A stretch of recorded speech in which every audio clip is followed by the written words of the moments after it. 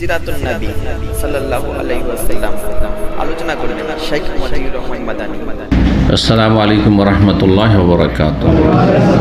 إن الحمد لله نحمده ونستعينه ونستغفره ونعوذ بالله من شرور أنفسنا ومن سيئات أعمالنا.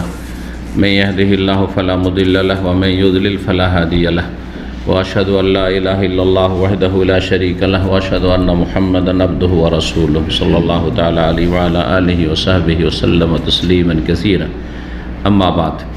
সম্মানিত দিনী ভাতৃমণ্ডলী, আল্লাহ রাব্বুল আলামিনের প্রশংসা এবং প্রিয় রাসূল সাল্লাল্লাহু আলাইহি সাল্লামের উপর সালাত ও সালামের পর জুমাবার এশার সালাতের পর তারিখ 28শে মুহররম 1444 হিজরি মোতাবেক 26 আগস্ট 2022 আমাদের ধারাবাহিক আলোচনা সাপ্তাহিক সিরাতুন নবী সাল্লাল্লাহু আলাইহি ওয়াসাল্লাম। বিষয়বস্তু মক্কা বিজয়, ফতে মক্কা। পর্ব নম্বর হচ্ছে 76 আর মক্কা বিজয়ের ধারাবাহিক আলোচনা তার পর্ব হচ্ছে 4, তাই না? চতুর্থ অংশ। মক্কা বিজয়ের আলোচনা ইতিপূর্বে 3টি হয়েছে গত সপ্তাহগুলিতে।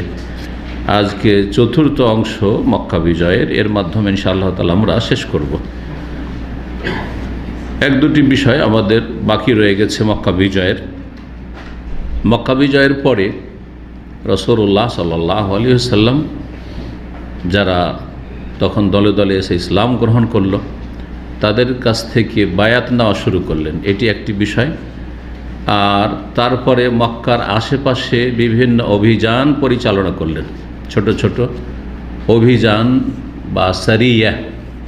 রাসূলুল্লাহ সাল্লাল্লাহু আলাইহি ওয়াসাল্লাম সেগুলিতে উপস্থিত হননি, কিন্তু সাহাবায়ে কেরামদেরকে দায়িত্ব দিয়ে বিভিন্ন এলাকা পাঠালেন, সেখানকার শিরক কুফরির যে আস্তানাগুলি ছিল সেগুলি গুড়িয়ে দেওয়ার জন্য, নিশ্চিহ্ন করে দেওয়ার জন্য এবং ইসলামের নিদর্শনাবলী প্রতিষ্ঠিত করার জন্য।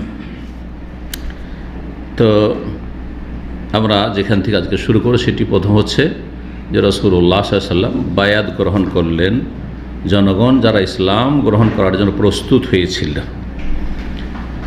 যখন আল্লাহ রাব্বুল আলামিন মক্কা বিজয় দান করলেন রাসূলুল্লাহ সাল্লাল্লাহু আলাইহি ওয়াসাল্লামকে, মুসলিমদেরকে, তখন মক্কাবাসী যারা কাফের মুশরিক, তারা নেতৃস্থানীয় হোক অথবা জনসাধারণ হোক, তারা ভালো করে বুঝতে পারল যে আমরা ভুল পথে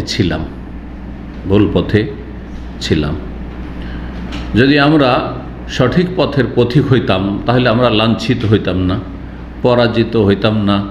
আর আমাদের দেবদেবীরা আমাদের যদি সাহায্য করতে সক্ষম হইতো, তাদের কোনো ক্ষমতা থাকতো, তো অবশ্যই তারা রক্ষা করত, কিন্তু রক্ষা তো করতে পারল না। তাহলে ধর্মীয় দিক থেকে তারা স্পষ্ট বুঝতে পেরেছিল যে আমরা যেই পথে এতদিন ছিলাম এবং মুহাম্মদ সাল্লাল্লাহু আলাইহি ওয়াসাল্লামের বিরোধিতা করেছি, সেটা আমরা ভুল করেছি। আমাদের সিদ্ধান্ত বা আমাদের বুঝ কী ছিল? ভুল ছিল, আমরা ভ্রষ্টতাই ছিলাম। ধর্মীয় দিক থেকে এই বিষয়টি তারা উপলব্ধি করতে পেরেছিল, যার ফলে ইসলামের দিকে এগিয়ে এসছে। দ্বিতীয় যে বিষয়টি ছিল সেটা পার্থিব বিষয়, পার্থিব স্বার্থ। অনেকের ঈমান দুর্বল হলেও দেখলো যে পরিস্থিতি খারাপ, এখন ইসলামের প্রচার প্রসার হতে হতে হতে এমনকি আমাদের যে শেষ দুর্গ ছিল মক্কাতুল মুকাররমা, সেটাও তারা বিজয় করে ফেলল। সুতরাং এখন আর আরব দেশে আমাদের কোনো অস্তিত্ব নেই যদি ইসলাম গ্রহণ না করি, তাছাড়া কোনো উপায়ও নেই। যার ফলে এই দুই দিক থেকে মিলিয়ে তারা ইসলাম গ্রহণ করার জন্য প্রস্তুত হইল। এতেই সফলতা তারা উপলব্ধি করতে পারল। সুতরাং তারা একত্রিত হলো রাসূলুল্লাহ সাল্লাল্লাহু আলাইহি ওয়াসাল্লামের সাথে বায়াত করার জন্য, শপথ করার জন্য। রাসূলুল্লাহ সাল্লাল্লাহু আলাইহি ওয়াসাল্লাম সাফা পর্বতের ওপর বসলেন। সাফার জানা, যদিও পাহাড়টি এখন এমন হয়েছে যে ঠিকভাবে বোঝা যাচ্ছে না, এমনভাবে লেবেল করে দেওয়া হয়েছে, কিন্তু সেটি একটি ছোট আকারের পাহাড়। ওপরে ছিল রাসূলুল্লাহ সাল্লাল্লাহু আলাইহি ওয়াসাল্লাম, সেখান থেকে কথা বলছিলেন। আর এই সাফার নিচে অবস্থান করেছিলেন ওমর ইবনে খাত্তাব রাদিয়াল্লাহু তাআলা আনহু। আর তিনি জনগণকে রাসূলুল্লাহ সাল্লাল্লাহু কথাগুলি পৌঁছাচ্ছিলেন যে রাসূলুল্লাহ কী বলছেন, কারণ অনেকে হয়তো একটু দূর হওয়ার কারণে শুনতে পাচ্ছে না, সেই কথাগুলি জনগণকে পৌঁছে দিচ্ছিলেন। রাসূলুল্লাহ সাল্লাল্লাহু আলাইহি সাল্লাম তাদের কাছ থেকে শুনবে এবং মানবে, আসসাম ওয়া তাআ এর বায়াত নিলেন, যেটা শাসক বায়াত নিয়ে থাকে। মুসলিম শাসক যখন মুসলিম শাসক হয় তখন শরিয়ার নীতিমালা হচ্ছে যে কি করবে, বায়াত গ্রহণ করবে। সেটা হচ্ছে যে তোমরা শাসকের কথা শুনবে এবং মানবে। রাসূলুল্লাহ সাল্লাল্লাহু আলাইহি সাল্লামের সাহাবায়ে কেরাম যে হাদিস বর্ণনা করেছেন, বায়ানা রাসূলুল্লাহ সাল্লাল্লাহু আলাইহি সাল্লাম আলা সামি ওয়া তাআ, আমরা শুনবো এবং মানবো, সামি'না ওয়া আতানা থেকে। মুমিনদের কথা হচ্ছে সামি'না, শুনলাম মানলাম, শুনবো মানবো, জি। আর মুনাফিক কাফেরদের কথা সামি'না ওয়া আসাইনা, ইহুদিদের কথা সামি'না ওয়া আসাইনা। মুহাম্মদ তোমার কথা শুনলাম কিন্তু মানবো না, সাল্লাল্লাহু আলাইহি সাল্লাম। তাফসীর নাসাফিতে রয়েছে যে নবী সাল্লাল্লাহু আলাইহি সাল্লাম যখন পুরুষদের বায়াত শেষ করলেন, পুরুষদের সাথে বায়াত হাতে হাত দিয়ে মুসাফা করে শপথ করে বায়াত নিলেন, তারপরে মহিলাদের সাথে বায়াত শুরু করলেন। কিন্তু মহিলাদেরকে স্পর্শ করে হাতে হাত দিয়ে না, মোটেই না। মহিলাদেরকে পাগড়ি ধরিয়ে দিয়ে, চাদর ধরিয়ে দিয়ে, শাড়ি ধরিয়ে দিয়ে করেছেন কি নবী সাল্লাল্লাহু আলাইহি ওয়াসাল্লাম? না পুরুষদেরকে এরকম পাগড়ি ধরিয়ে বায়াত করেছেন, না মহিলাদেরকে। যদি পাগড়ি ধরিয়ে বা গামছা ধরিয়ে বায়াত থাকতো, আর একটা বায়াত রয়েছে বেদাতি সুফিদের, সেটা হচ্ছে যে বায়াত করছে তার পিঠে হাত দিয়ে থাকো। এরকম ছবিগুলো সোশ্যাল মিডিয়াতে আছে, যে যারা আমার কাছে না পৌঁছিতে পারছেন, যারা কাছাকাছি আছেন, তাদের পিঠে হাত দিয়ে থাকেন, গায়ে হাত দিয়ে থাকেন, আছে না? হ্যাঁ হ্যাঁ, এই সবগুলি বেদাতি বায়াত, বেদাতি পদ্ধতি। সুফিদের মধ্যে সব বায়াত রয়েছে। পীরের কাছে বায়াত করছে, চাদর পাগড়ি যতটা লম্বা হইল ওইটা যারা ধরে আছে, আর যারা ওইটা ধরতে পারেনি, যারা ওই পাগড়ি ধরে আছে বা চাদর ধরে আছে, তাদের গায়ে হাত দিয়ে আছে। আবার আর একটি বায়াত আছে তবলিগি ভাইদের, সেটা হচ্ছে যে যিনি বায়াত নিচ্ছেন তিনি বায়াত নিচ্ছেন না, তিনি মাধ্যম হয়ে বায়াত নিচ্ছেন মৃত পীরের নামে। হ্যাঁ, যিনি প্রথম ব্যক্তি, প্রথম তবলিগ জামাতের আমির ভারতের, উনি যে মারা গেছেন, মাওলানা ইলিয়াস সাহেব, এটাও আছে, এই ক্লিপও আছে কিন্তু ইউটিউবে। তো এনামুল হাসান সাহেব বা এনামুল হক, ওদের যে একজন এর আগে আমিরে জামাত ছিল তবলিগ জামাতের, তিনি বায়াত নিয়েছেন পাকিস্তানে গিয়ে, রায়ওয়ান্ডে, পাকিস্তানের রায়ওয়ান্ড, ভারতের নিজামুদ্দিন, আর বাংলাদেশে হচ্ছে কাকরাইল। বায়াত নিচ্ছেন, বলছেন তাতে যে আমি বায়াত, আমার মাধ্যমে আপনারা বায়াত করছেন মাওলানা ইলিয়াসের সাথে, মানে আমার সাথে বায়াত হচ্ছে না। বায়াত কার সাথে হচ্ছে? যিনি আজকে থেকে 50, 60, 70 বছর আগে মারা গেছেন, তার সাথে বায়াত হচ্ছে। এই আর এক বেদাতি বায়াত। জি, তো মানুষ যখন বেদাতের রাস্তা ধরে নেয়, তখন আর হেদায়েতের রাস্তা খুঁজে পায় না। এক বেদাত বহু বেদাতের দিকে টেনে নিয়ে চলে যায়, আর ধীরে ধীরে গুমরাহি থেকে আরও গুমরাহিতে নিমজ্জিত হয়ে যায়। আল্লাহ রাব্বুল আলামিন যেন আমাদের হেফাজত করেন, মুসলিম জাতিকে বুঝার তৌফিক দান করেন, অন্ধভক্তি থেকে আল্লাহ মুক্তি দান করেন। অন্ধভক্তি জাতিকে ধ্বংস করেছে। কোরআন এবং হাদিস পড়ে শুনে আমল করতে হবে, তাহলে অন্ধভক্তি দূর হবে। একটু চোখ খুলে রাস্তায় যেমন চলাফেরা করেন, ওই রকমই দিনের ক্ষেত্রে ভালো করে সজাগ হয়ে চলাফেরা করতে হবে, যে আমি আসলে আল্লাহর পথে আছি, রাসূলের পথে আছি কিনা, সিরাতে মুস্তাকিমে আছি কিনা, সাহাবায়ে কেরামদের যুগের ইসলাম আমার কাছে আছে কিনা, না পরবর্তীকালের মানুষের তৈরি করা ইসলাম, যাতে হক বাতিলের সংমিশ্রণ ঘটেছে, সেই ইসলাম পালন করছি। তো রাসূলুল্লাহ সাল্লাল্লাহু আলাইহি সাল্লাম মহিলাদের সাথে বায়াত নিলেন। সেই সময় সাফার উপর অবস্থান করছিলেন, ওমর রাদিয়াল্লাহু আনহু নিচে বসেছিলেন। তো সে নাসাফিতে রয়েছে নবী সাল্লাল্লাহু আলাইহি ওয়াসাল্লামের বায়াতের কথাগুলি, নারীরা আর একটু দূরে আছে, ওদের কাছে কথাগুলি পৌঁছে দিচ্ছিলেন, যেন তিনি কি ছিলেন, যেটাকে বলা হয় সালাতে মোকাব্বির বলা হয়। নামাজ পড়ার সময় যে পেছনে কেউ তকবির দেয়, যখন এই মাইক সাউন্ড সিস্টেম থাকে না, তখন কি করে? মোকাব্বির। আর এ হচ্ছে মোবাল্লিগ, মানে বক্তার কথা পৌঁছে দিচ্ছেন। যদি এখানে মাইক না থাকতো, আগের যুগে কি হইতো? মাইক ছিল না, তাই না? সুতরাং কি করা হইতো, ওইদিকে এক দুজন বসে আছে যারা আমার কথা শুনতে হবে, আমার কথাটা শুনলো আর দাঁড়িয়ে আছে ওখান থেকে, হ্যাঁ শায়েখ এই কথাগুলি বলছেন। ইমাম বুখারী, ইমাম মুসলিম, বড় বড় আইম্মায়ে কেরাম, তাদের দর্শগুলিতে এভাবে দর্শ হইত, যে এটা কোনোদিন শোনেননি, আপনি কি মনে হয় তাদের এই 25-50টা বা 10টা 20টা ছাত্র হয়তো বসে আছে 400-500, কী করে আওয়াজ পৌঁছিবে 500 লোকের কাছে? এই আওয়াজ পৌঁছিবে না 500 লোকের কাছে। তখন এইভাবে পৌঁছানো হইতো, ওখানে একটা দাঁড়িয়ে আছে, ওখানে একটা দাঁড়িয়ে আছে, ওই 4টা-5টা লোক দাঁড়িয়ে আছে। একটা হাদিস পড়ে দিলেন ওস্তাদ, হ্যাঁ, তারপর বললেন যে শেখ ওস্তাদ আমাদের ইমাম বুখারী এই হাদিস বললেন, হাদিসটা এইভাবে শোনেন। ওই আশেপাশের লোকেরা শোনেন, এইদিকে একজন শোনাচ্ছে, মোবাল্লেগ শোনাচ্ছে। এটা তরিকা ছিল। তো এই তরিকাটা সুন্নতি তরিকা। ওমর রাদিয়াল্লাহু এই কাজটি করছিলেন, রাসূলের কথাগুলি পাহাড়ের নিচে বসে মহিলাদের কানে পৌঁছাচ্ছিলেন। ওই সময় উতবার কন্যা হিন্দ বিনত উতবা আবু সুফিয়ান রাদিয়াল্লাহু তাআলা আনহুর স্ত্রী আসলো। কিন্তু যেহেতু চরম অপরাধ করেছে ওহুদের যুদ্ধে, ভয়ে ভীত সন্ত্রস্ত ছিল, যার ফলে সে ছদ্মবেশে আসলো, যেন তাকে কেউ চিনতে না পারে যে এটা হচ্ছে হিন্দ। যে হিন্দকে আমাদের দেশের কিস্সা কাহিনী বয়ানকারী বক্তারা কি বলে? হিন্দা বলে। আসলে হিন্দা বলে নাম নেই, আরবিতে কি আছে? হিন্দ। আচ্ছা, আরবরা হিন্দ কেন নাম রাখত? চিন্তা করেছেন? হিন্দ একটা দেশের নাম। হিন্দ মানে ইন্ডিয়া। হিন্দ মানে কি? ইন্ডিয়া। হিন্দ আর ইন্ডিয়া এই দুটো রহস্য আমি মানে যেগুলো জেনারেল নলেজের বই ওগুলোতে পড়েছি, যে হিন্দ থেকে ইন্ডিয়া কী করে হলো। ইংরেজরা যখন আসলো তাদের জন্য হিন্দ উচ্চারণ করাটা একটু ভারী, তখন সেইটাকে করে দিল ইন্ড। হিন্দকে কি করে দিল? ইন্ড করে দিল। ইন্ড করার পরে সেটা কি হয়ে গেল? ইন্ডিয়া হয়ে গেল। কথা বোঝা গেছে তো? হিন্দ থেকে ইন্ডিয়া। জি। তো হিন্দ নাম প্রাচীন যুগ থেকে, ওই 1400 বছরের আগে, এটা 1400 বছর আগে, তাই না? তার আগে থেকে চলে আসছে। আরবরা মেয়ে জন্মিলে অনেক পরিবারে যেখানে সেখানে দেখেন, যে কোনো ঘরে দেখেন হিন্দ হিন্দ হিন্দ হিন্দ, এখনও রাখছে, অনেকে হিন্দ রাখছে। হ্যাঁ, তারপরে তুর্কি রাখছে, এখনও ছেলেদের নাম অনেক তুর্কি আছে না?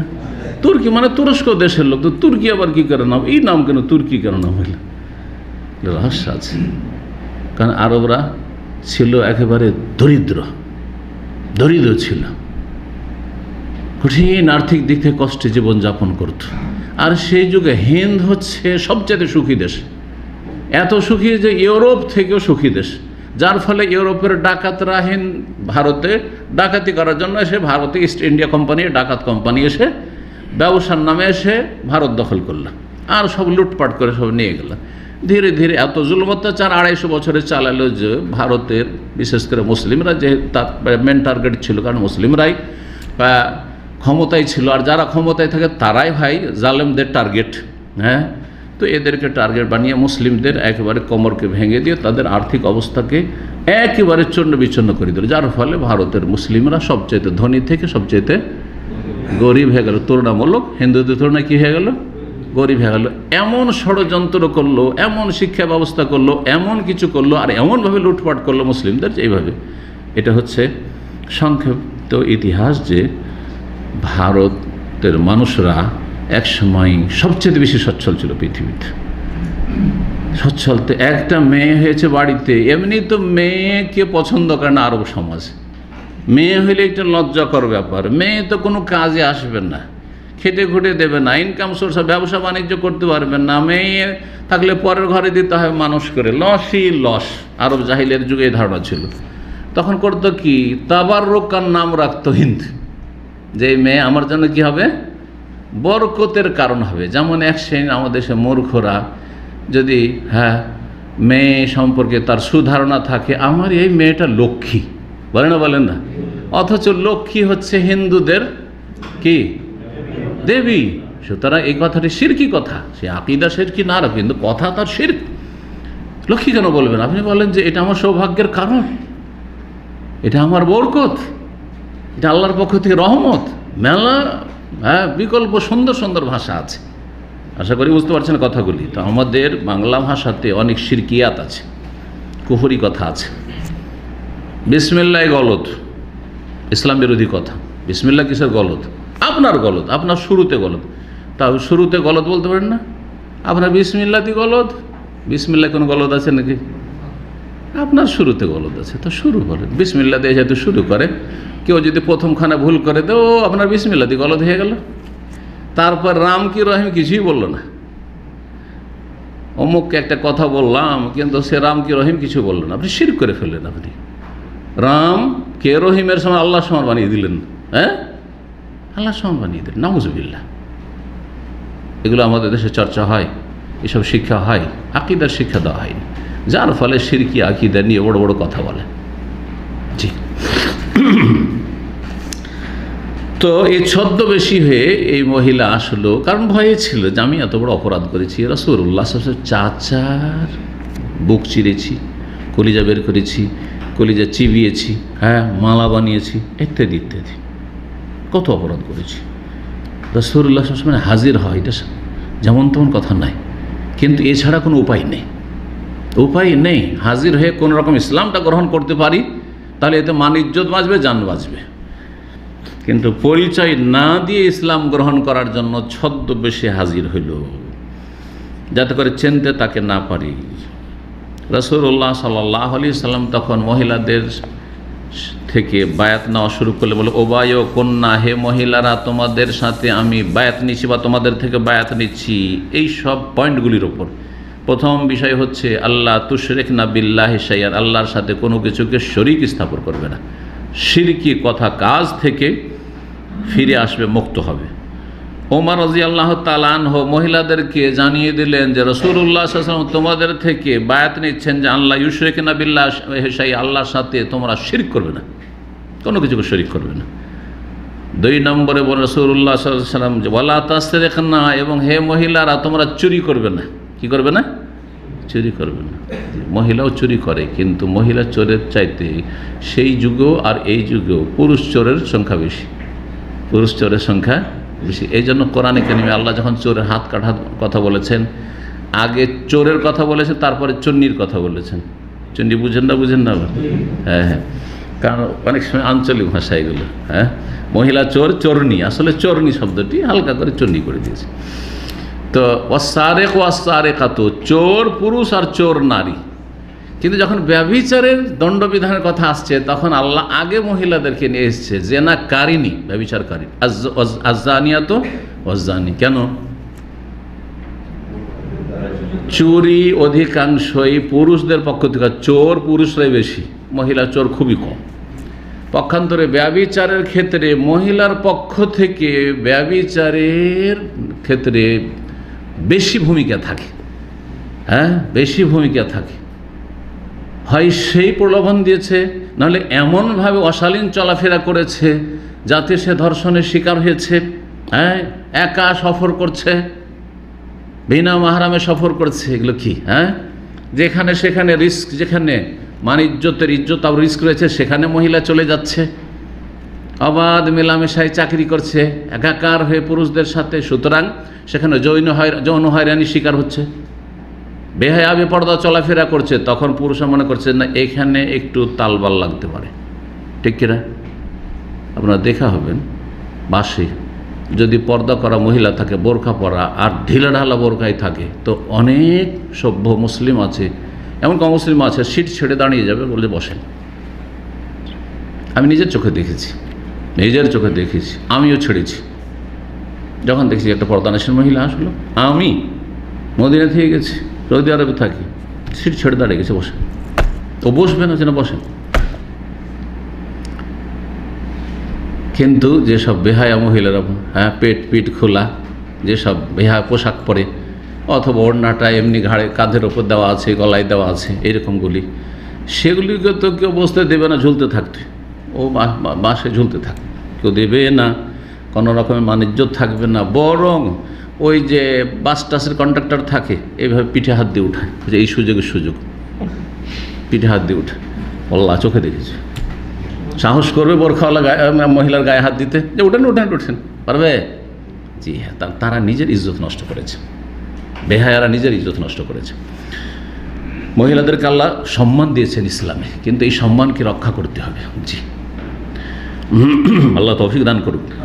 ওয়ালা তাসরিক, না জানো তোমরা চুরি না করো। ফাকালাত হিন্দ বলছেন, তখন হিন্দের চিন্তা হয়েছে যে আমি যে লুকিয়ে লুকিয়ে আমার স্বামী আবু সুফিয়ান প্রচণ্ড কৃপণ, টাকা পয়সা ঠিকভাবে দেয় না, ছেলে মেয়েদের খরচ খরচা দেয় না, আমি লুকিয়ে লুকিয়ে নিয়ে নিই আর নিয়ে যে ছেলে মেয়েদের জন্য খরচ করি, তো এটাও তো এক ধরনের চুরি। তাহলে কি আমি কি এই অপরাধে জড়িত হইলাম নাকি?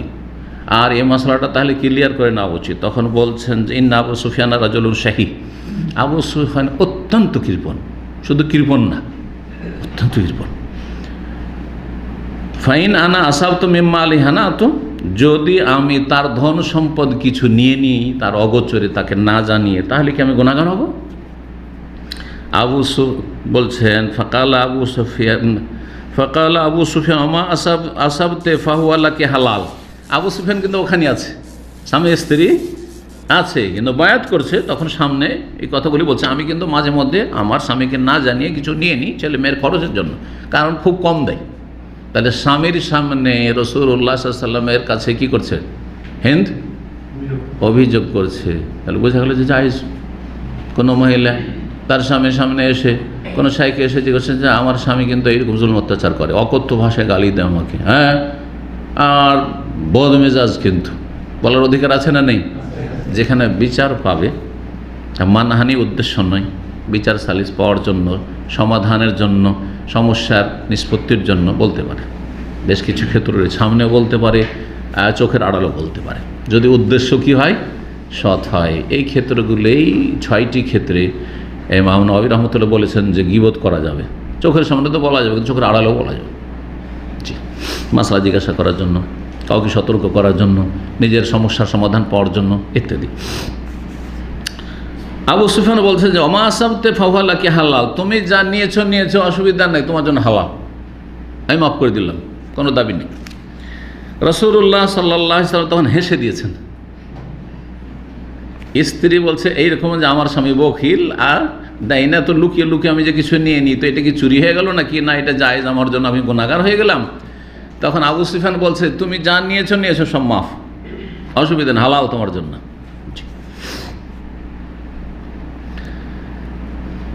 রাসূলুল্লাহ সাল্লাল্লাহু আলাইহি ওয়াসাল্লাম হেসে দিয়েছেন তাদের স্বামী স্ত্রীর কথোপকথন নিয়ে।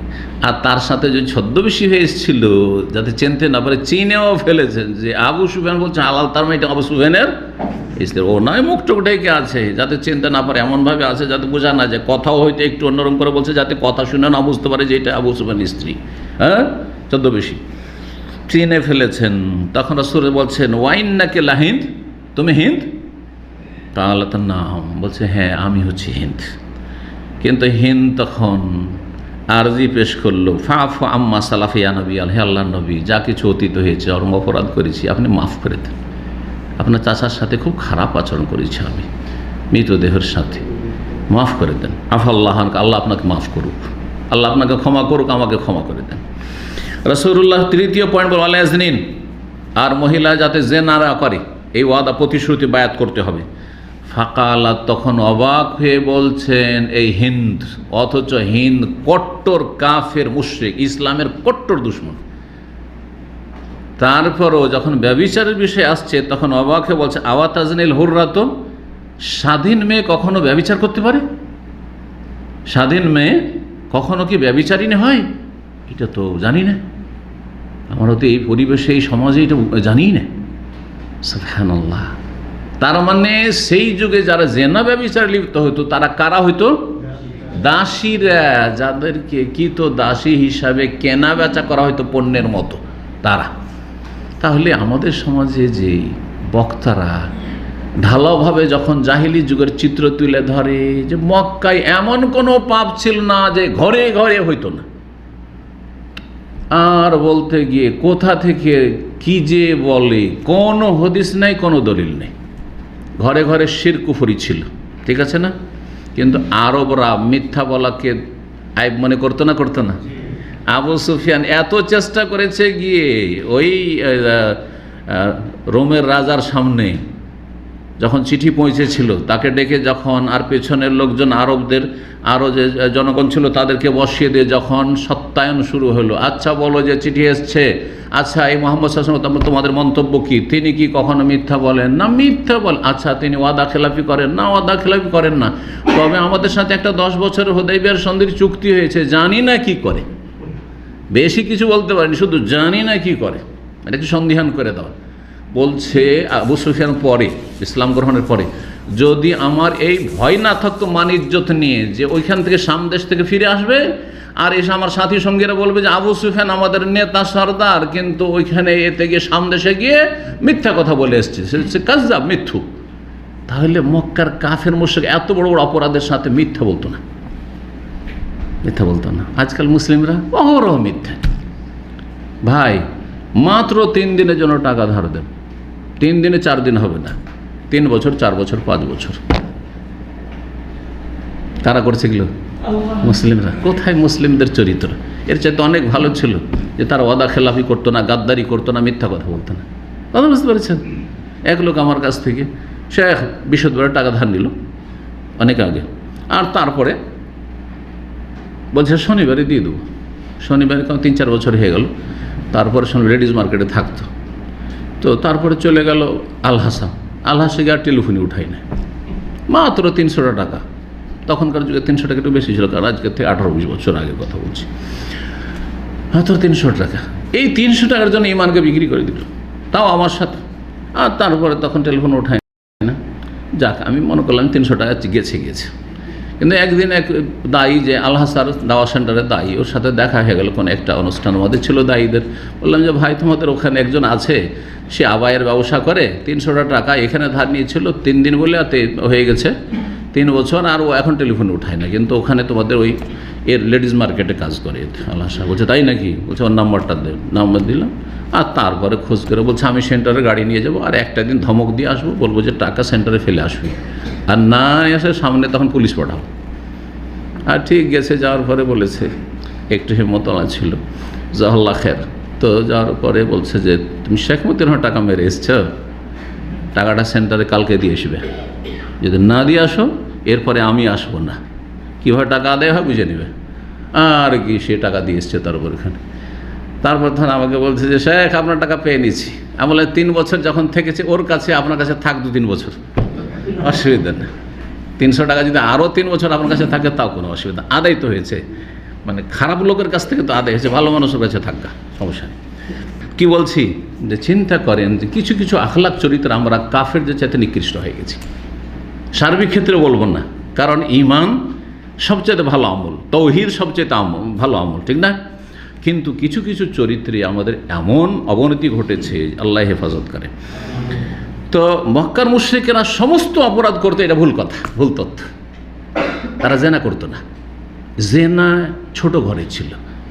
ছোট ঘর বলতে যারা দাসী, দাসীতে জেনা হইতো, বুঝা গেছে? স্বাধীন মহিলা, বাপ আছে, মা আছে, বংশ আছে, বংশের কি হবে, মুখে গালি লাগবে, বংশের মান সম্মান ধূলিসাৎ হয়ে যাবে, এটা কি করে ব্যভিচার হইতে পারে, এসব চিন্তা করতো। আজকাল বড় বড় ধনীর ঘরের মেয়ে বেরিয়ে চলে যাচ্ছে, আর না হলে গিয়ে ধর্নায় বসে যাচ্ছে যে আমি এই ছেলেকে ছাড়া বাঁচবো না। আউযুবিল্লাহ, কোথায় গেল বাপ মার ইজ্জত, কোথায় গেল বংশের ইজ্জত, কোথায় গেল গ্রামবাসীর ইজ্জত? কিচ্ছু না। চিন্তা করতে পেরেছেন আপনি কোথায় গেছেন? কত অধঃপতন এসছে মুসলিম সমাজে। অবাক হচ্ছেন যে আওয়াতাজনিল হুরনা ইয়া রাসূলুল্লাহ, আমাদের কাছে বয়াত দেবেন, আমরা কল্পনা করতে পারি না। আমরা যখন ছোট ছিলাম তখন হিন্দু মহিলাদেরকে দেখতাম, তারা এরকম ঘুমটা টেনে চলাফেরা করতো, দেখে হবে না হয়তো গ্রামেগঞ্জে মহিলারা, অথচ হিন্দু তারা, হাজার হাজার দেবদেবীর পূজা করে, 12 মাসে 13 পূজা করে, তারপরেও কিন্তু তারা পর্দা করতে পারে। ভালো মানুষ দেখলে আরও বেশি পর্দা। ফাকালা রাসূলুল্লাহ সাল্লাল্লাহু আলাইহি ওয়াসাল্লাম তারপরে বলে, ওয়ালা ইয়াকতুলনা আওলাদাহুন, যেন মহিলারা যারা আমার কাছ থেকে বায়াত নিচ্ছে তারা যেন তাদের সন্তানদেরকে হত্যা না করে। সন্তান হত্যা করার বিষয়টি আমার দেশে বক্তারা বলে যে আরবরা সব নিজের মেয়েদেরকে একবারে কি করতো, জীবন্ত দাফন করে দিত। আরবরা, মিথ্যা কথা। আরবদের কিছু কিছু গোত্র ছিল, সব গোত্র নাই, সব গোত্র নয়। ওয়ালা ইয়াকতুলনা আওলাদাহুন, তাহলে তোমরা ছেলে মেয়েদেরকে কি করবে না, হত্যা করবে না। আজকাল ব্যাপক হারে অ্যাবর্শন হচ্ছে। ছেলে মেয়ে জন্মে যাওয়ার পরে হত্যা না করুক, কিন্তু তার আগে কি করছে, বাচ্চা 120 দিনের হয়ে গেছে, রুহ দিয়ে দেওয়া হয়েছে, তারপরে অ্যাবর্শন, বাচ্চা নষ্ট করছে। এগুলো হত্যা করা নয়? একই হত্যা করা। পেটে মাতৃগর্ভে হত্যা করেন অথবা ভূমিষ্ঠ হওয়ার পরে হত্যা করেন, একই অপরাধ, কারণ এতেও রুহ আছে। যেটা মাতৃগর্ভে 120 দিন হয়ে গেছে, রুহ চলে এসছে তাতে। জীবন্ত মানুষকে খুন করার মতো অপরাধ অহরহ হচ্ছে। ভিতরের যদি আভ্যন্তরীণ খবর নেন, কিছু কিছু যেগুলো প্রাইভেট আপনার কি আছে, যেগুলো নার্সিংহোম অথবা এই ধরনের যেগুলো ক্লিনিক আছে, তাহলে এইসব রহস্য উদ্ঘাটন করতে পারবেন। জি, আমাদের কাছে খবর আছে। আল্লাহ হেফাজত করুন। আর এতে শুধু অমুসলিমরা যায় না, মুসলিমরা যাচ্ছে। এতে শুধু যারা মানে অবৈধ গর্ভধারণ করেছে ওই সব মেয়েরা যায় না, বরং বৈধ গর্ভধারণ করেছে স্বামীর, তারপরও নানার বাচ্চা নেব না, আমরা আসলে চেষ্টা করেছি, আমরা সব ব্যবস্থা নিয়েছি, কিন্তু ফেলিওর হয়েছি, আর তার বাচ্চা ধরেছে, এই তো বাচ্চা নেব না। যে কোনোভাবে বাচ্চা নষ্ট করাইতে হবে, পয়সা দিয়ে আসছে, বাচ্চা নষ্ট করে অবসান করে আসছে। আল্লাহু আকবার, কোন করা গেল তো ওই চরিত্রিত আছে। তখন হিন্দ বলছে, যখন কি বললেন রাসূলুল্লাহ সাল্লাল্লাহু আলাইহি ওয়াসাল্লাম যে বাচ্চাদেরকে কি করবে না, হত্যা করবে না, তখন হিন্দ একটু সুযোগ পেয়েছে। কি সুযোগ পেয়েছে? রব্বাইনা মুসিগারান, ইয়া রাসূলুল্লাহ, আমরা তো ছোটতে খুব প্রতিপালন করেছি বাচ্চাদের, কত আদর যত্নে, ওয়া কাতালতুমুহুম কিবারান, কিন্তু যখন আমাদের বাচ্চারা বড় হয়েছে তখন আপনারা তো হত্যা করেছেন। আপনারা কি করেছেন? আমাদের বাচ্চাদেরকে হত্যা করেছেন, খুন করেছেন। এই কথা বলে তার উদ্দেশ্য ছিল এই হিন্দের এক ছেলে হানজালা বিন আবু সুফিয়ান, আবু সুফিয়ানের ছেলে হানজালা, এ বদর যুদ্ধে যে 1000 মক্কার মুশরিকরা এসেছিল তাদের একজন ছিল যে নিহত, 70 জন নিহত হয়েছিল না, তার একজন এই হানজালা আবু সুফিয়ানের ছেলে ছিল। আবু সুফিয়ানের ছেলে। আবু সুফিয়ান তো যে বাণিজ্যিক কাফেলা নিয়ে তো পালিয়ে চলে গেল, বেঁচে গেল, ও ছিল না এতে। কিন্তু যারা এসেছিল যুদ্ধ করার জন্য তাদের একজন ছিল এই আবু সুফিয়ানের ছেলে। তো বলছে, আমার ছেলেকে আমরা ছোটতে কত আদর যত্নে লালন পালন করলাম, আমার বড় হইল তখন আপনারাই তো হত্যা করলেন, আমার ছেলেকে আপনারা হত্যা করেছেন, আমরা তো হত্যা করিনি। হ্যাঁ, এই কথা বলল। ফাআনতুম ওয়াহুম আলাম, তবে আপনারা এবং আমাদের ছেলেরাই বেশি জানে, যারা নিহত হয়েছে আপনাদের হাতে ওরা, আর আপনারা যারা হত্যা করেছে তারাই বেশি জানেন। এই কথা শুনে ওমর রাদিয়াল্লাহু তাআলা হেসে দিয়েছেন। এই হিন্দার কথা শুনে, যে আপনারাই তো আমাদের বাচ্চাদেরকে খুন করেছেন, বড় করলাম, কত আদর যত্নে, এরা আপনারা খুন করলেন। রাসূলুল্লাহ সাল্লাল্লাহু আলাইহি ওয়াসাল্লাম মুচকি হাসলেন। রাসূলুল্লাহ সাল্লাল্লাহু আলাইহি ওয়াসাল্লাম জোরে হাসতেন না। রাসূলুল্লাহ সাল্লাল্লাহু আলাইহি ওয়াসাল্লাম সাধারণ হাসি কী ছিল? মুচকি হাসা ছিল। এটা হচ্ছে ভদ্র হাসা। অট্ট হাসি অভদ্রতা, আর মাঝামাঝি হাসা জায়েজ হইলেও, ভদ্রতা হইলেও খুব বেশি না, সেটা খুব বেশি যেন হয় মাঝে মধ্যে হইতে পারে। যেমন নবী সাল্লাল্লাহু আলাইহি ওয়াসাল্লাম মাঝে মধ্যে কখনো হেসেছেন আর তারপরে পাশের দাঁত বেরিয়ে এসছে, এরকম হাদিস আছে না? কিন্তু কখনো কখনো এমনি হাসি কি হতো, যে কোনো সময় মুচকি হাসি। মুচকি হাসি একটি আল্লাহর বড় নিয়ামত। যদি কাউকে আল্লাহ দেয় তাহলে ও যে কত মানুষের অন্তর জয় করতে পারবে। যেমন সালাম দিয়ে মানুষের অন্তর জয় করা যায়, এই সালামের দোয়া দিয়ে, তার চাইতে কম ভূমিকা রাখে না মুচকি হাসি। কথা বোঝা গেছে? একটা উদাহরণ দিই পারিবারিক জীবনের ক্ষেত্রে। স্বামী স্ত্রী যদি রাগারাগি হয়ে যাক না কেন, রাগারাগি হয়ে গেছে, আর খুব মাথা গরম হয়ে আছে আপনার, আর আপনার সামনে এসে আপনার স্ত্রী যদি মুচকি হাসি দেয় আর আপনার দিকে দেখে, আর যদিও তার দিকে চোখ দিয়ে দেখে নেন, থামতে পারবেন আপনি? কখনো থামতে পারবেন না। কিন্তু মহিলারা এই মানে টেকনিকটা ইউজ করে না। ভাবে যে আমার স্বামী গরম হয়ে আছে, আমিও গরম, ওর না টেম্পারেচার না কমলে আমারও কমবে না, ওর চাইতে কম নাকি আমি, এইরকম যদি করে তাহলে হবে দুই দিক থেকে। একজন এইরকম করছে, আরেকজন হাসি দিক, ও সামলাইতে পারবে না, ও স্বামী পরীক্ষা করে দেখতে বলবেন। কথা বোঝা গেছে? পরীক্ষা করে দেখতে বলবেন আপনজন যেসব মহিলা রয়েছে তাদেরকে, যে স্বামী বেশি রাগী না, বেশি রাগী হইল ওই রকম চেষ্টা করবে এইভাবে। ইবতিসামা, যেটা মুচকি হাসি, এটি অত্যন্ত গুরুত্বপূর্ণ। রাস্তাঘাটে চলছেন, একটা অপরিচিত লোক, অপরিচিত লোকের সাথে সাধারণত মানুষের এটা হচ্ছে নেচার, কথা বলতে চায় না, কিন্তু সালাম আলাইকুম মুচকি হাসি দিলে এমনি কথা বলতে ইচ্ছা হবে, যে এই লোকটা একটু হাসি দিল কেন ভাই, দেখি একটু কথা বললে, তাই না? কিন্তু সালাম আলাইকুম, যাক ওয়ালাইকুম সালাম, হবে না? হবে না? যেমন করে সালাম দিলে ওইরকম উত্তর।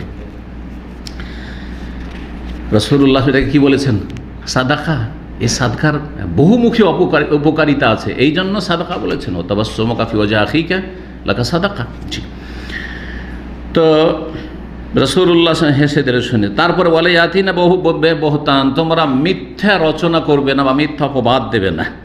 তখন আবু সুফিয়ানের স্ত্রী হিন্দ বলল, ওয়াল্লাহি, আল্লাহর কসম করে বলছি, ইন্নাল বুহতানা লামরুন কাবীহ, কার ওপর মিথ্যা অপবাদ দেওয়া যে সে হচ্ছে অসতী, সে হচ্ছে অসৎ, সে হচ্ছে চরিত্রহীন, এইসব কথা বলা এটা নোংরা কথা, এটা আমরা বলতেই পারি না। তার মানে তারা মিথ্যা কথা, এরকম মিথ্যা অপবাদ সাধারণত দিত না। অমা তাবনা ইল্লা বিরুশদ মাকারিমিল আখলাক, আমাদেরকে যেসব নির্দেশগুলি আপনি দিচ্ছেন সেগুলি তো খুব ভালো এবং খুব উত্তম চরিত্র গঠনের। রাসূলুল্লাহ সাল্লাল্লাহু আলাইহি ওয়াসাল্লাম আরেকটি পয়েন্ট বলা ইয়াসিনাকা ফি মারুফ, আর মহিলারা ভালো কাজে যেন রাসূলুল্লাহ সাল্লাল্লাহু আলাইহি ওয়াসাল্লামের বিরুদ্ধাচরণ না করে, নাফরমানি না করে। আল্লাহ রাসূল সাল্লাল্লাহু আলাইহি ওয়াসাল্লামের পক্ষ থেকে কোনো যদি আদেশ নিষেধ আসে আর সেটি ভালো বিষয় গঠনমূলক, তাহলে বিরুদ্ধাচরণ করবে না, মেনে নেবে। তখন বলছে হিন্দ, আল্লাহর কসম করছে, মা জালাসনা মাজলেসানা, এখানে তো এসেছি উদ্দেশ্যে, কেন এসেছি আপনার সামনে, এই জন্য এসেছি যে আপনি যা বলবেন তাই শুনবো, যা বলবেন তাই শুনবো আর মানবো, আপনার নাফরমানি করবো, বিরুদ্ধাচরণ করব, এই নিয়ত আপনার কাছে হাজির হয়নি, আপনার খেদমতে হাজির হয়নি। যাই হোক, পরে সে ভালো মুসলিম বা মুসলিমা হয়ে গেছিল। ফিরে আসলো বাড়িতে হিন্দ, আর ফিরে আসার পরে তার বাড়িতে যত মূর্তিগুলি ছিল সবগুলিকে চূর্ণ বিচূর্ণ করে ভেঙে ফেললো, আর বলল, কন্যা মিন কাফি গরুর, আমরা এতদিন ধোকায় ছিলাম যে তোমরা রক্ষা করবে, এসব দেবদেবী আমাদেরকে রক্ষা করবে, কিন্তু রক্ষা করলেন না, তোমাদের পূজা করাটা একেবারে বেকার হয়েছে। সহিহ বুখারীতে রয়েছে, হিন্দ বিনত আবি উতবা বলল, ইয়া রাসূলুল্লাহ, মা কানা আলা জাহরিল আরজ, এটা গুরুত্বপূর্ণ বিষয়, মা কানা আলা জাহরিল আরজ মিন আহলি খাবাইন আহাব্বু ইলাইয়া আইয়ুযাল্লু মিন আহলি খাবাইক, পৃথিবীতে এমন কোনো পরিবার বা এমন কোনো ঘর বাড়ি ছিল না যেই ঘর বাড়িটি আমার কাছে সবচেয়ে নিকৃষ্ট ছিল, খারাপ ছিল, এবং মনে মনে আকাঙ্ক্ষা করতাম যে লাঞ্ছিত অপদস্থ হোক আপনার বাড়ির চাইতে, মানে আপনার বাড়িকে সবচেয়ে বেশি ঘৃণা করতাম, আর মনে মনে চাইতাম যে এই বাড়িওয়ালা লাঞ্ছিত অপদস্থ হোক, এটা চাইতাম। এটাই ছিল আমার বিগত ইতিহাস, মানে ইসলাম বিদ্বেষিতার। কিন্তু সুম্মা মা আসবাহাল ইয়াউম আলা যাহরিল আরদি আহলু খিবাইন আহাব্বা ইলাইয়া আন ইউআজ্জু মিন আহলি খাবাইত, আজকে আপনার বাড়ি এবং আপনার বাড়ির যে সদস্যরা রয়েছে তাদের চাইতে বেশি কেউ সম্মানিত হোক, এটা আমি চাই না। সবচাইতে বেশি যেন সম্মানিত আপনি, আপনার পরিবার হয়, আপনার বাড়ি হয়। যেমনই ইসলাম গ্রহণ তেমনই কিভাবে একটা ইনকিলাব পরিবর্তন আসত, এটা হচ্ছে সত্যিকার ইসলাম গ্রহণ। বললেন রাসূলুল্লাহ সাল্লাল্লাহু আলাইহি ওয়াসাল্লাম, ওয়াল্লাযী নাফসি বিয়াদিহি, আচ্ছা বর্ণনাকারী বলছেন, ওই মহিলা বলল যে আল্লাহর কসম করে বলছি যার হাতে প্রাণ রয়েছে, বর্ণনাকারী বলছেন কসম করে, ইয়া রাসূলুল্লাহ, ওই মহিলা বলে, ইয়া রাসূলুল্লাহ, ইন্না আবা সুফিয়ান রাজুলুন মিসসিকুন, আবু সুফিয়ান অত্যন্ত কৃপণ, ফাহাল আলী ইয়াহারাজুন আন উতিমা মিনাল্লাযী লাহু আলাইনা, ওর বাচ্চা কাচ্চাকে যদি তাকে না জানিয়ে আমি তার টাকা পয়সা নিয়ে খরচ করে খাওয়া দাওয়া করাই, তাদের বস্ত্র কিনি, চলবে কি না? তখন নবী সাল্লাল্লাহু আলাইহি ওয়াসাল্লাম বললেন যে লা আরাহু ইল্লা বিল মারুফ, যদি সচরাচর যতটা প্রয়োজন হয় ততটা নাও, তাহলে কোনো অসুবিধা নেই। এখান থেকে বোঝা গেল যে অতিরিক্ত নেওয়া চলবে না স্বামীকে জানিয়ে, কিন্তু প্রয়োজন যদি হয় তো স্বামীকে না জেনে সংসারের কাজে লাগিয়েছি, কোনো অসুবিধা নেই। রাসূলুল্লাহ সাল্লাল্লাহু আলাইহি ওয়াসাল্লাম এই সফরে, কিসের সফর ছিল?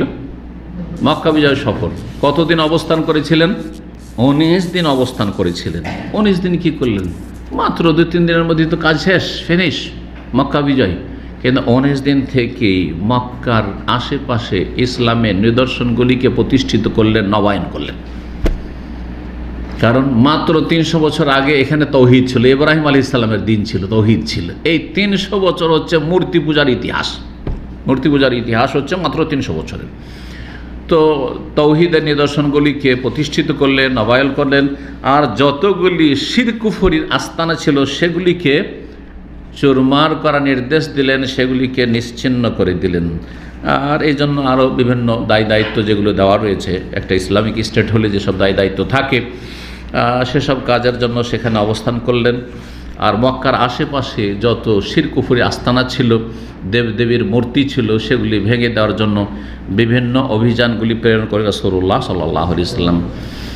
কয়েকটি অভিযানের কথা এখানে রয়েছে, রহিকুল মখতুমে আমি আলোচনা করি। প্রথম অভিযান হচ্ছে রাসূলুল্লাহ মক্কা বিজয়ের পরে খালিদ বিন ওয়ালিদ সাইফুল্লাহ, আল্লাহর তরবারি, তাকে উজ্জা দেবী যে ছিল, এই উজ্জা দেবী তাইফের কাছাকাছি নাখলা নামক স্থানে, নাখলা নামক স্থানে ছিল। সেখানে রমজান মাসের মাত্র 5 দিন যখন বাকি, তার কয় রমজানে পৌঁছেছিলেন মক্কায় মনে আছে কারো?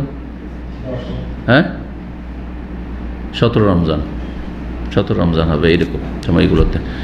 তারপরে রাসূলুল্লাহ সাল্লাল্লাহু আলাইহি ওয়াসাল্লাম যখন 5 দিন বাকি রমজানের, তখন পাঠালেন খালিদ বিন ওলীদকে, যাও গিয়ে সে মন্দির ভেঙে আসো এবং দেবদেবী যে রয়েছে সেগুলোকে চূর্ণ বিচূর্ণ করে, বিশেষ করে উজ্জা দেবী। উজ্জা দেবী ছিল আরবদের সবচেয়ে বড় দেবী।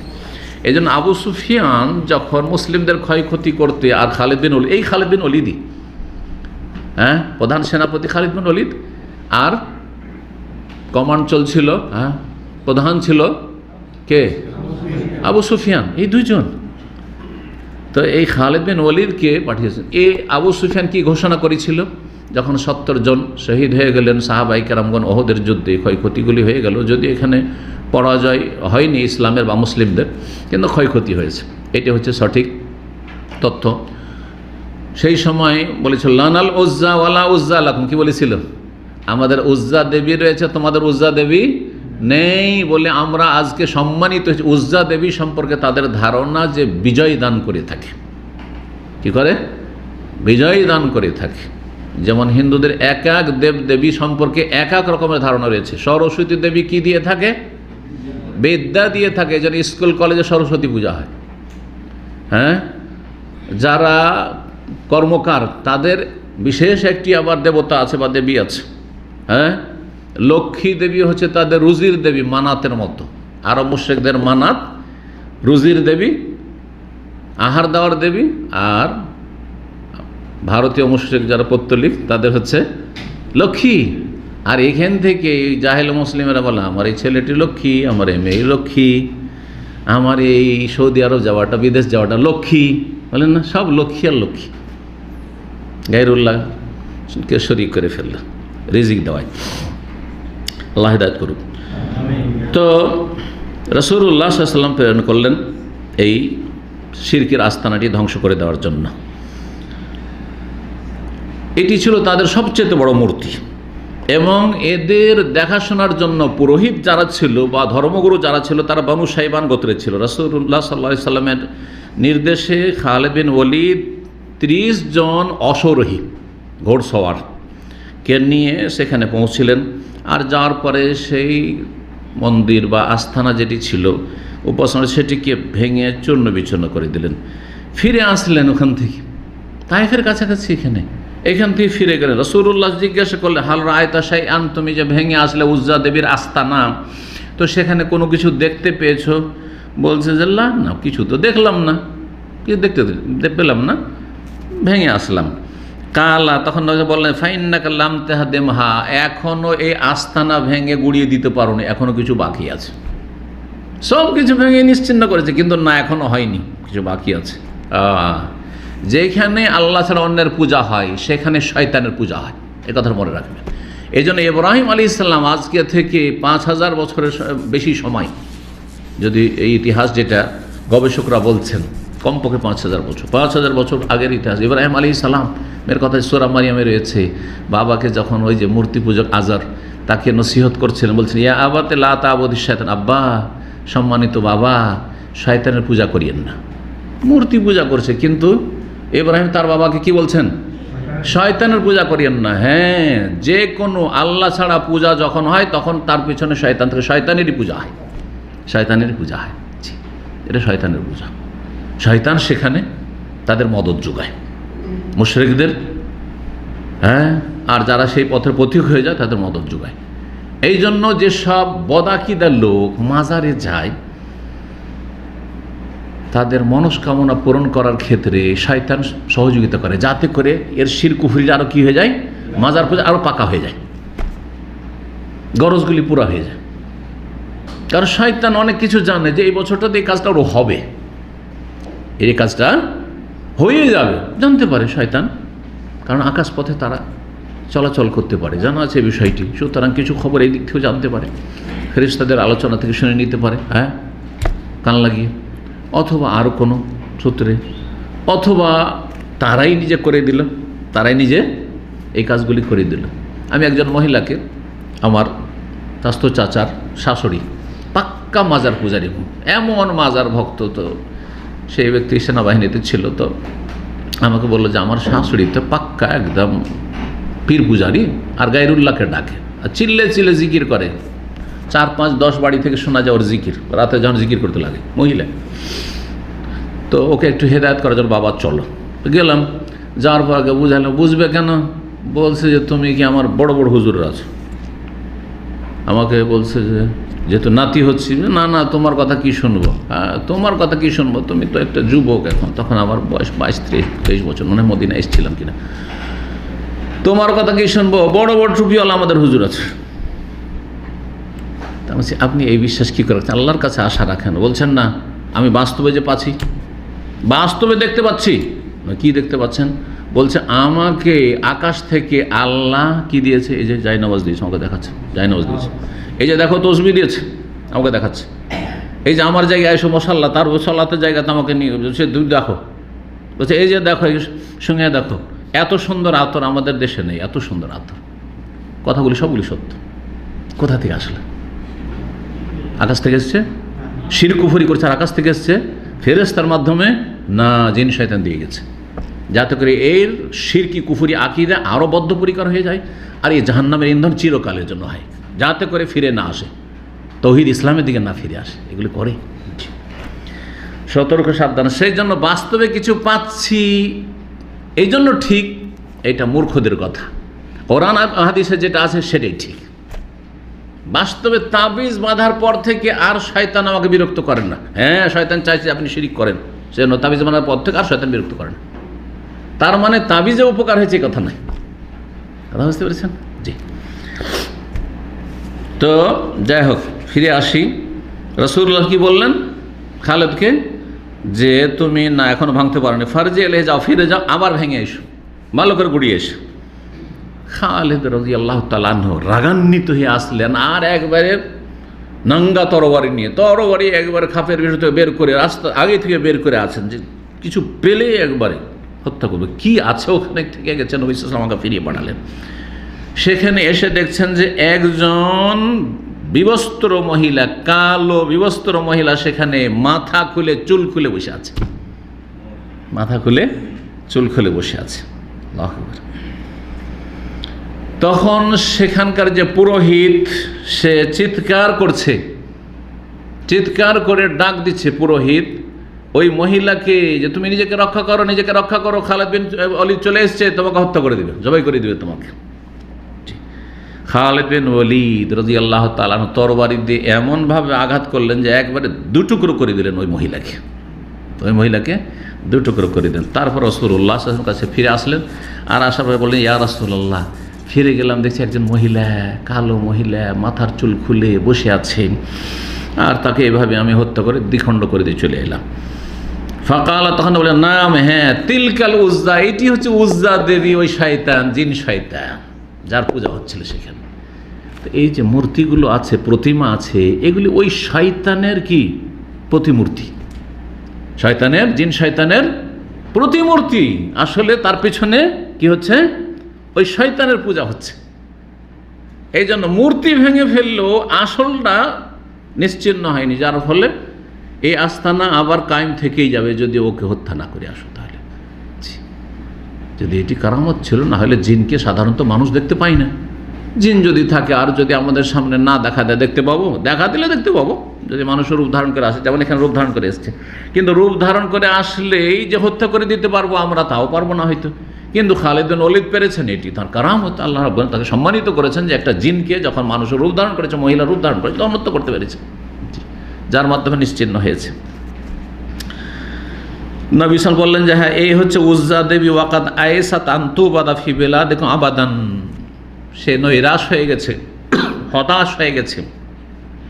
এই আরব দেশে কিয়ামত পর্যন্ত আর মূর্তি পূজা হবে না, এটা নিশ্চিত হয়ে বুঝতে পেরেছে, যা হওয়ার হয়ে গেছে, আর কিয়ামত পর্যন্ত আরব দেশে মূর্তি পূজা হবে না, নৈরাশ হয়ে গেছে।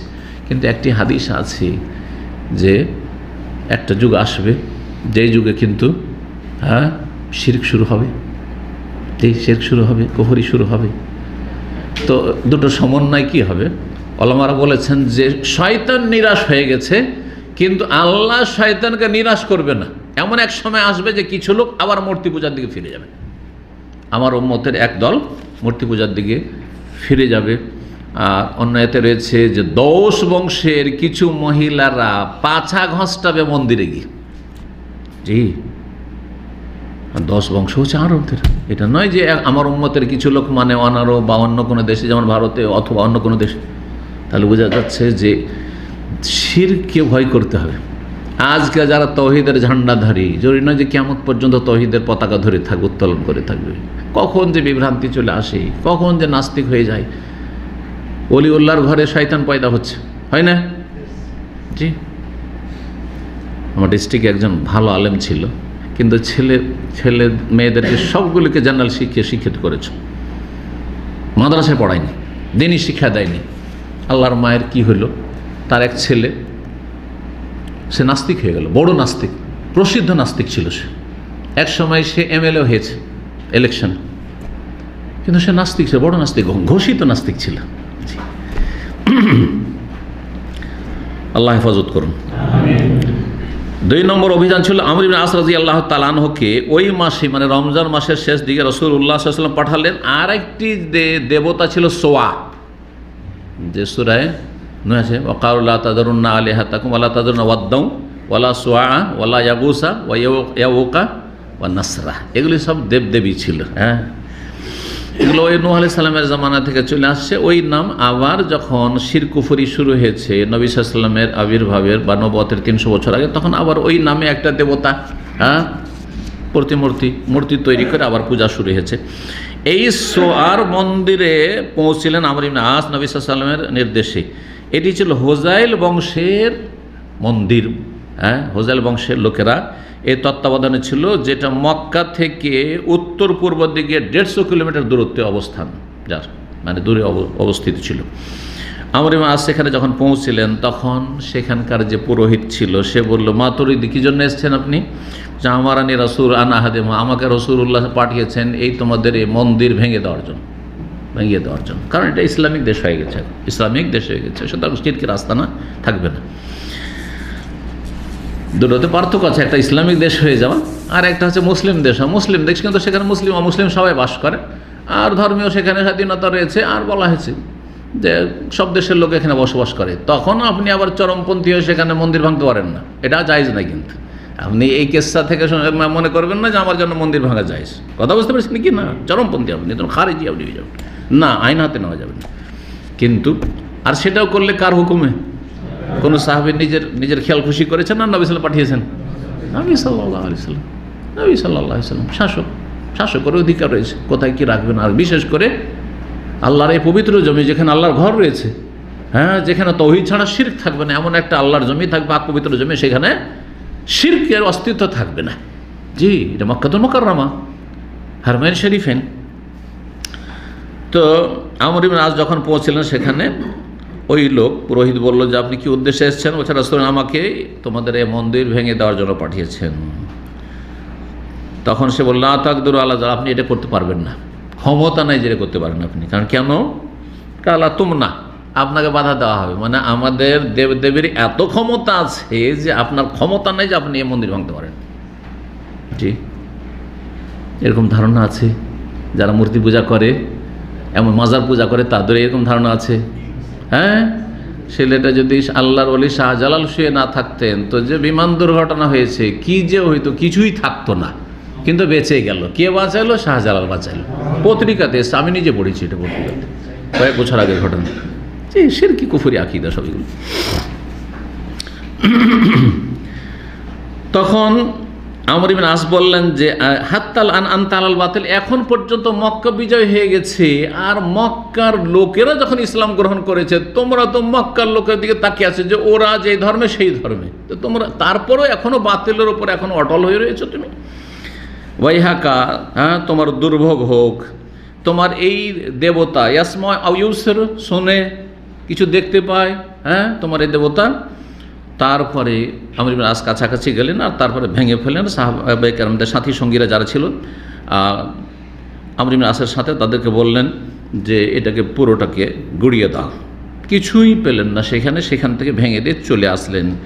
তারপরে যখন নিশ্চিহ্ন করে দিলেন, ওই পুরোহিতকে জিজ্ঞেস করলেন আমর ইবনে আস যে তুমি তো বলছিলে যে ভাঙতে পারবো না, ভাঙলাম, কেমন লাগছে তোমাকে? তখন সে দেখলো যে না, সত্যি তো যেটা ভাবছিলাম যে আমাদের দেবতাতে রক্ষা করবে, তো রক্ষা তো করলো না, তাহলে ভুল পথেই ছিলাম। রক্ষাই করতে, নিজে কি রক্ষা করতে পারলো, তো আমাদেরকে আর কি রক্ষা করবে? ঠিক আছে। তখন সে বলল আসলাম তো লিল্লাহ, আমি আল্লাহর জন্য ইসলাম গ্রহণ করলাম। ওই মাসে সাদ ইবনে যায়েদ আশহালিকে 20 জন অশ্বারোহী নিয়ে মানাত নামক দেবতা বা দেবী এর মন্দিরে পাঠালেন। এটা ছিল মুসাল্লাল নামক স্থানে, কোদাইদের আশেপাশে আওস খাজরাজ যে মদিনার লোকেরা ছিল তাদের সেটি মন্দির ছিল।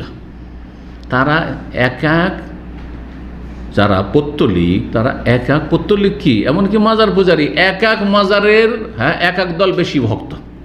কেউ দেনবাগি ভক্ত, কেউ আটরসি ভক্ত, কেউ মাইজ ভান্ডারি ভক্ত, ঠিক না?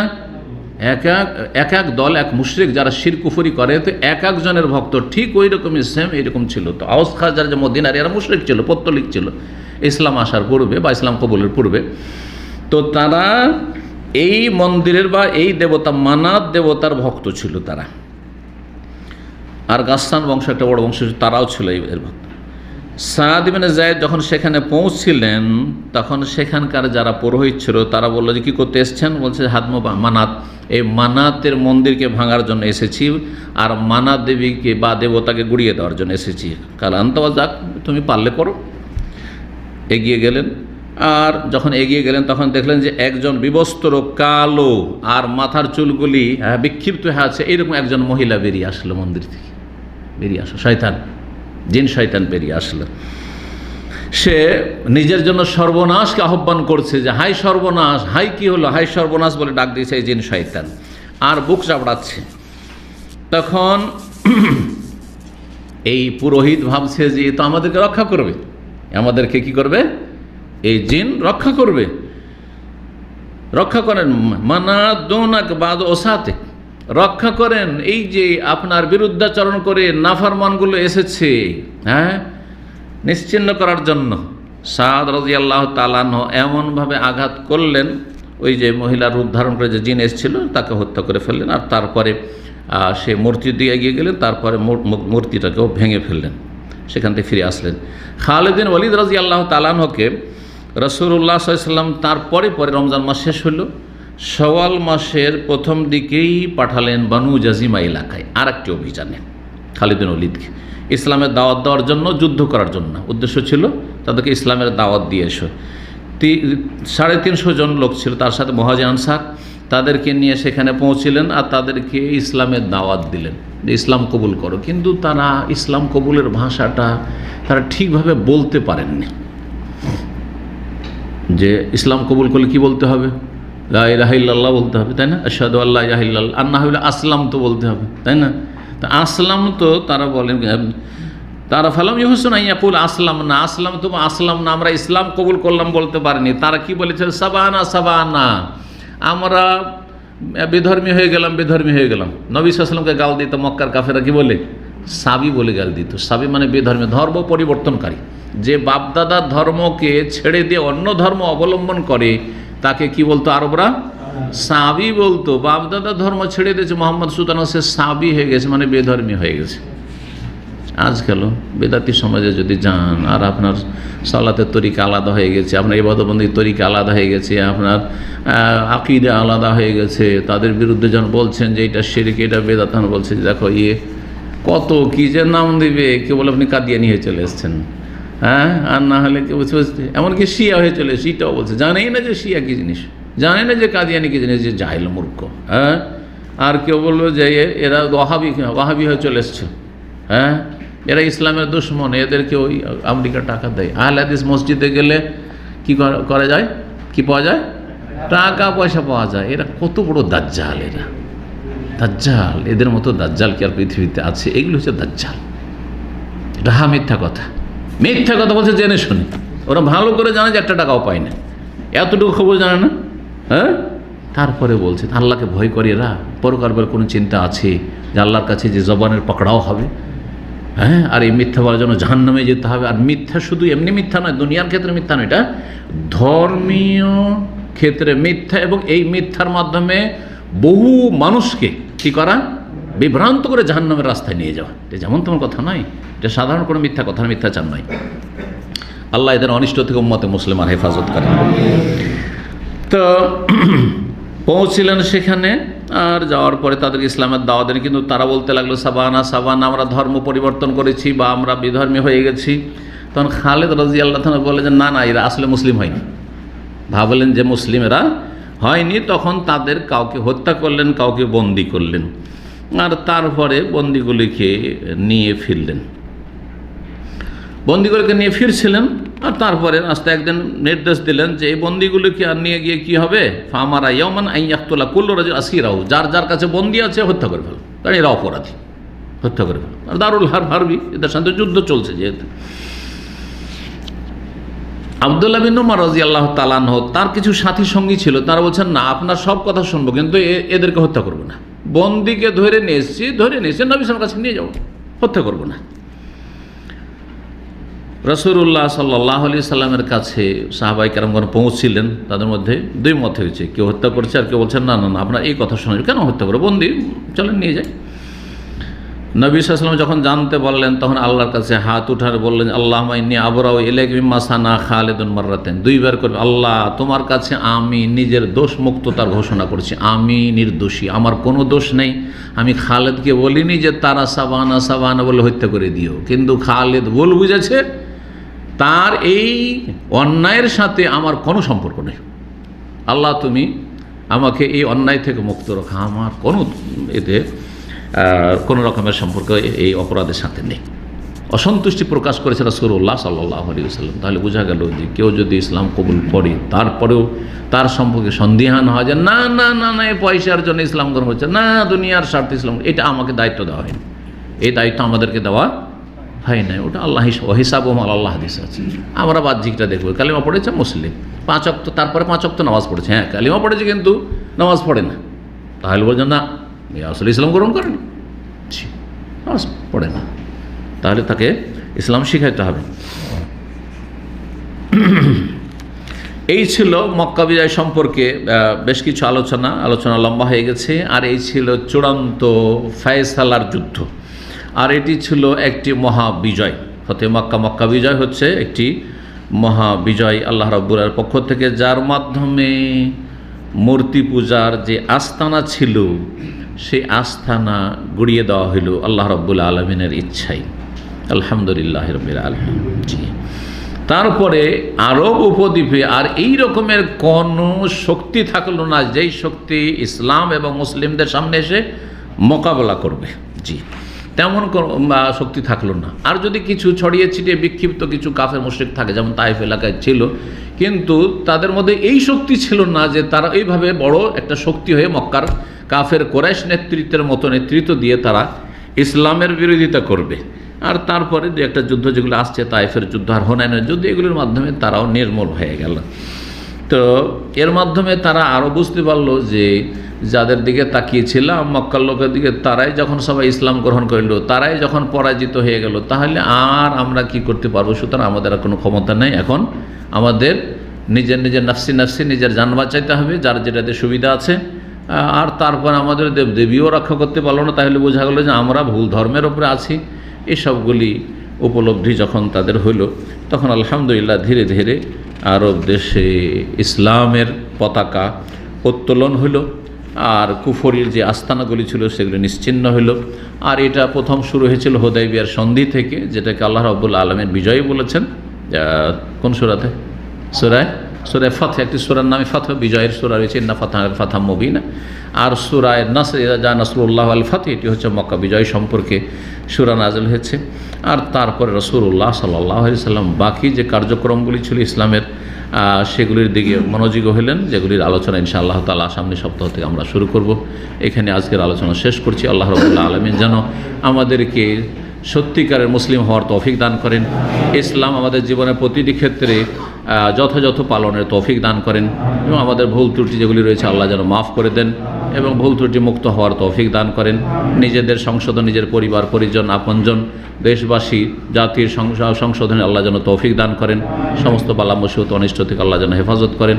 ওয়া সাল্লাল্লাহু আলা সাল্লাম নবিয়ানা মুহাম্মদ ওয়া আলা আলিহি ওয়া সাহবিহি আজমাইন।